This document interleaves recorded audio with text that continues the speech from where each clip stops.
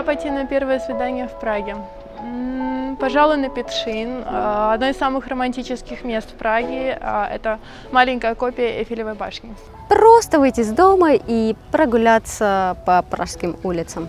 Я бы посоветовала обязательно посетить парк Вальштейнскую заграду, который находится прямо около метро Малострянская. Можно сходить, если хорошая погода, на Волтаву, покататься на лодочке или на катамаране.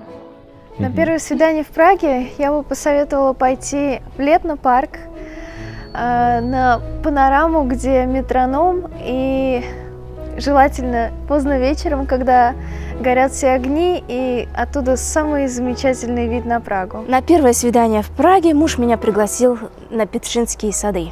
Так что это самое прекрасное, самое красивое место для меня. Я думаю, лучше всего пойти на первое свидание в Праге на обзорную площадку на Вышеграде с хорошим вкусным кофе. Там еще Starbucks есть, реклама. Вот.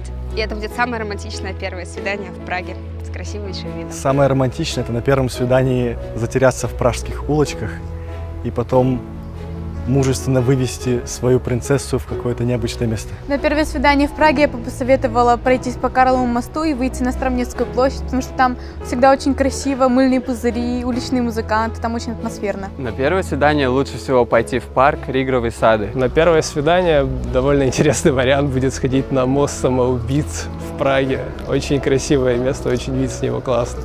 На первое свидание я бы посоветовал съездить в Дивоку Шарку. Это очень красивое место с огромными скалами, ручейками, и действительно ты погружаешься в природу прямо в центре города.